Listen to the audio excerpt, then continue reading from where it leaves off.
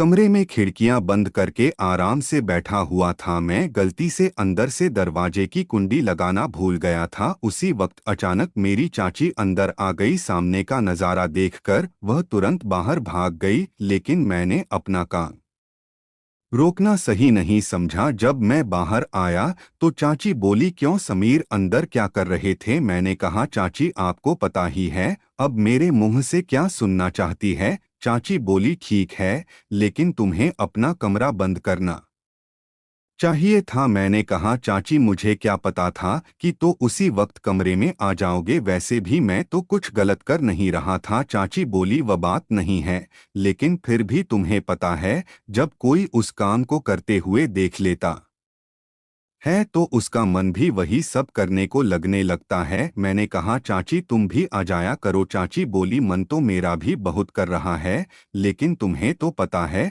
तुम्हारे चाचा कई दिनों से घर से बाहर गया हुआ है और मैं अकेली कैसे करूंगी? तो मैंने कहा, अगर आप बुरा न माने तो मैं आपकी मदद कर दूंगा, मैं आपके साथ वह सब काम कर सकता हूँ। चाची बोली, तेरा दिमाग खराब है? इससे पहले कि चाची और कुछ बोल पाती मैं तुरंत वहां से भाग गया।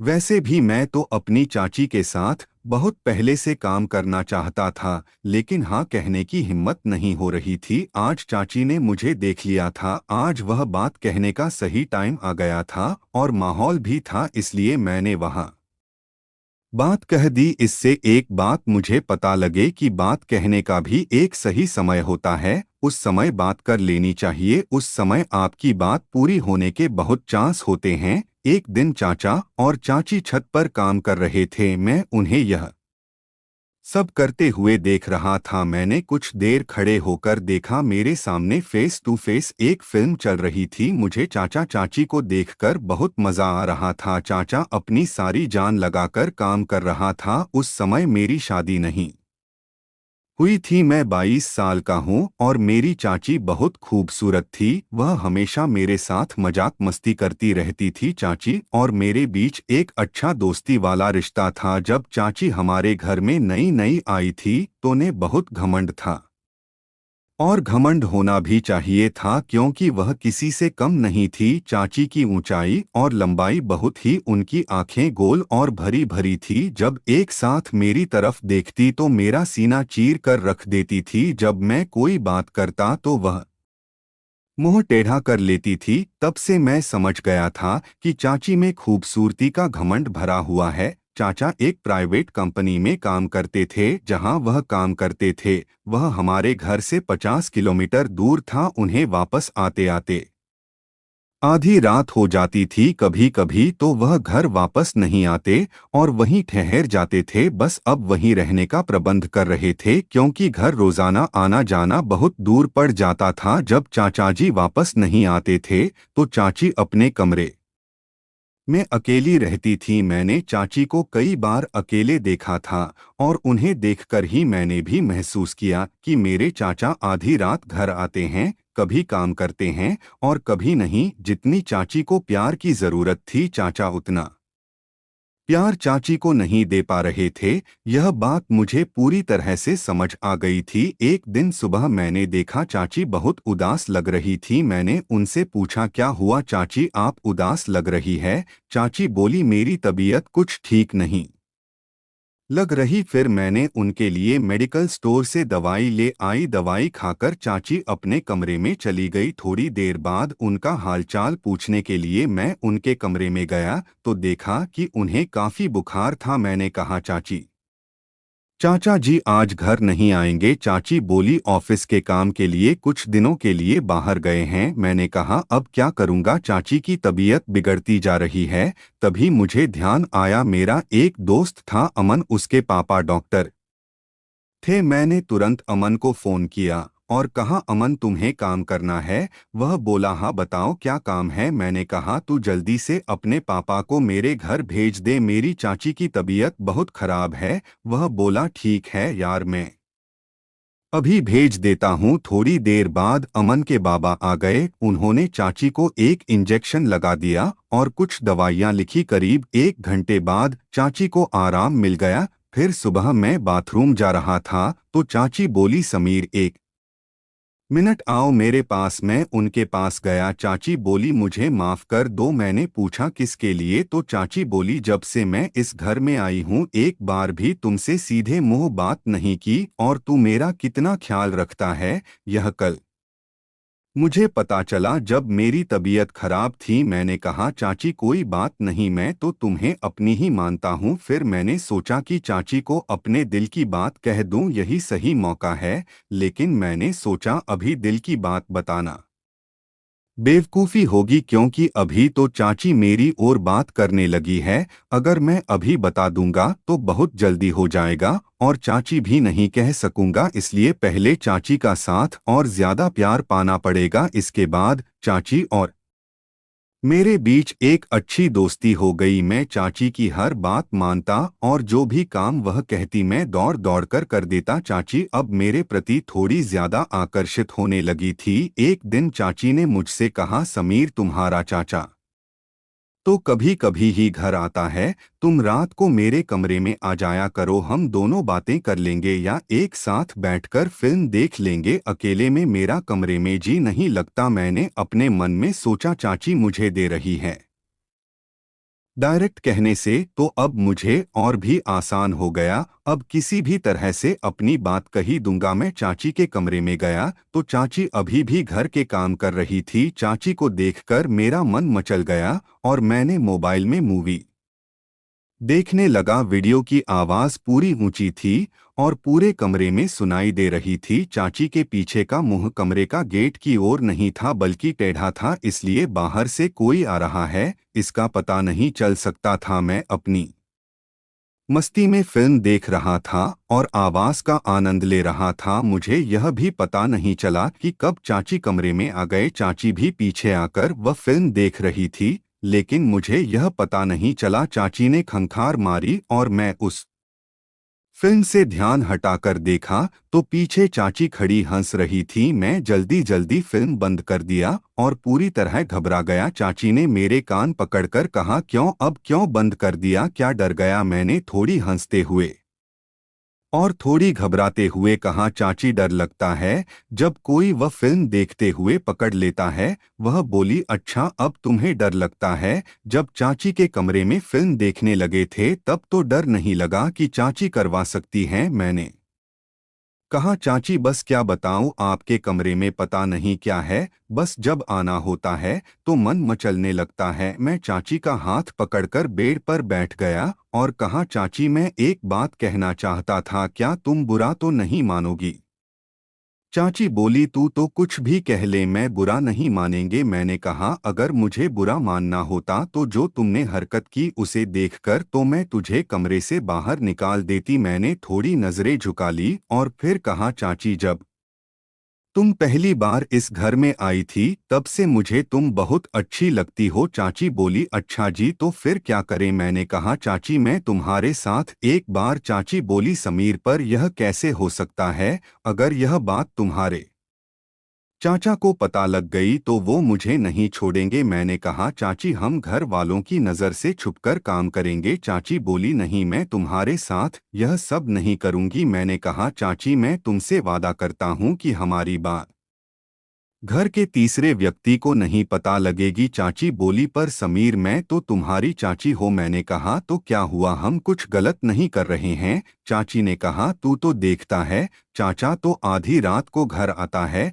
थका हुआ, कभी कभी वह तुम्हें खुश करता है। मुझे चाचा जी के बारे में सब पता है, बस तुम खुश रहने का दिखावा करती। और चाची का चेहरा वहां ही उतर गया और चाची का चेहरा देखकर मुझे सच का पता लग गया। चाची बोली हाँ सभी तुम सच कह रहे हो, बस टाइम ही बीतता है। मैं चाचा जी से खुश नहीं हूँ, तुम्हारा चाचा बस यह बहाना बनाकर जल्दी सो जाता है। इतनी दूर से चलकर आया, अब मैं थक गई हूँ, मुझे नींद आ रही है। रोज रोज तो मैं उन्हें खुश करने के लिए फोर्स भी नहीं कर सकती, उन्हें खुद ही सोचना चाहिए कि वह मेरा ख्याल रखें। वह तो बस तब प्यार करते हैं जब उनका मूड होता है, उन्हें मेरी तो थोड़ी भी फिक्र नहीं होती कि अब मेरा मूड है या नहीं, वह बस अपना ही देखते हैं। इन बातों को सुनकर मैं चौंक गया। मैंने कहा, चाची तभी तो मैं तुम्हारी इतनी फिक्र करता हूँ, तभी तो मैं कह रहा हूँ कि मैं तुम्हें खुश कर सकता। चाची मैं तुम्हारी हर एक फीलिंग को समझता हूँ। तब चाची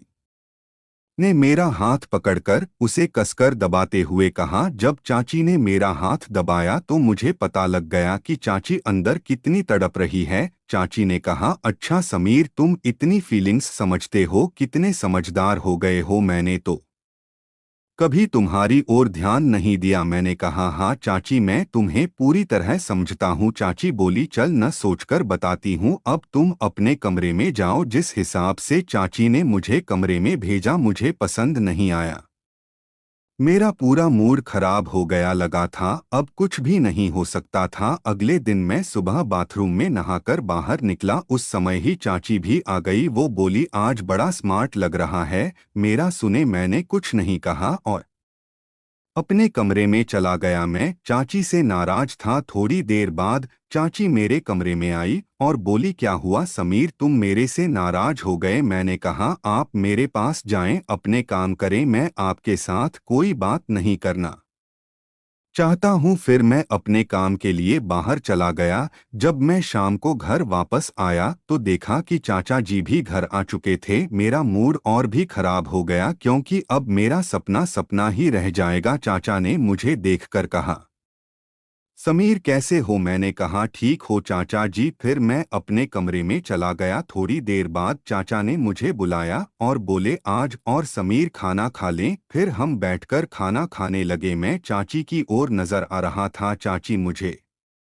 देखकर मुस्कुराने लगे और चुप रहने का इशारा करने लगी। चाचा ने मुझसे पहले खाना खा लिया और फिर अपने कमरे में चले गए। मैं धीरे धीरे खाना खा रहा था। चाची मेरे पास आकर बोली, क्या बात है समीर, तुम मुझसे नाराज हो।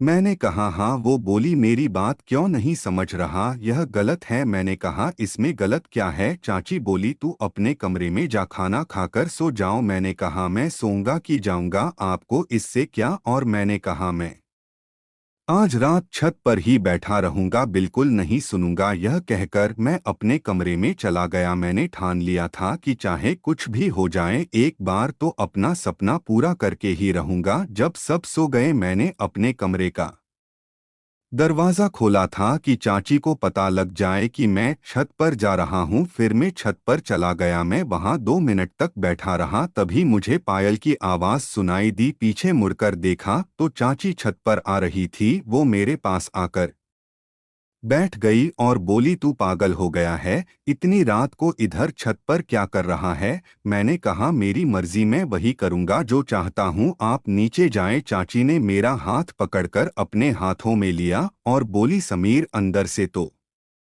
मैं भी तेरे साथ हूँ, पर अब हम वह काम नहीं कर रहे हैं। ये हमारे दोनों के लिए ही अच्छा होगा, क्योंकि जो काम तो मेरे साथ करना चाहता है बुद्धू एक दिन जरूर करेगा, पर थोड़ा सब्र करना अच्छा होगा। चाची की बात मैंने समझ ली। मैंने कहा, ठीक है चाची। सुबह चाचा ने कहा, समीर मेरी बात ध्यान से सुना। मैंने कहा, हाँ बताइए। चाचा बोले, मैं तुम दोनों को एक बात बताने आया हूँ, मैं दोबारा वापस नहीं आऊँगा। मैं कंपनी के काम से बाहर जा रहा हूँ, लगभग 6 महीने बाद ही वापस आऊँगा। मैंने कहा, अच्छा चाचा। चाची चाचा बोले, हाँ, और अब इस घर की जिम्मेदारी तेरी है, तो अपनी चाची का भी अच्छे से ख्याल रखना। मैंने कहा, चाचा जी आप बेफिक्र रहें, मैं इस घर की जिम्मेदारी संभाल लूंगा और इसे खुद ही संभालूंगा। और रही बात चाची की, तो चाची का मैं बहुत ख्याल रखूंगा, आप बेफिक्र रहें। चाचा ने कहा, अब से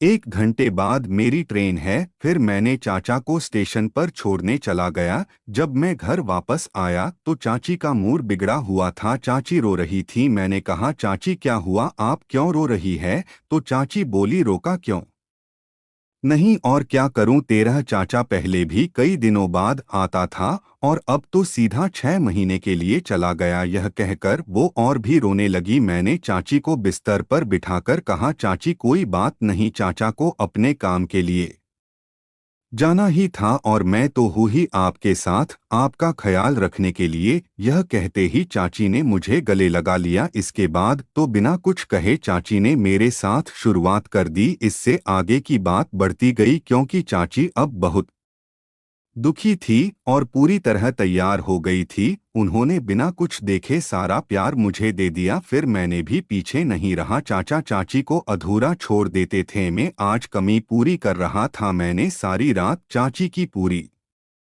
सेवा की। रात के करीब 3 बजे गए थे। फिर कहीं जाकर हम दोनों ही सो गए। सबसे पहले मैंने अपनी चाची की दोनों टांगें फैलाई और घपाघप करने लगा। फिर मैंने उनके बड़े बड़े संतरों को दबाना शुरू किया और उनका दूध दबा दबा कर पिया। अगले दिन जब चाची उठी तो चाची के चेहरे से साफ पता चल रहा था कि चाची वास्तव में खुश हैं। इसके बाद चाची ने मेरा हाथ पकड़कर बोला कि समीर, जो खुशी तुमने मुझे दी है उसमें तो नहीं जानती थी।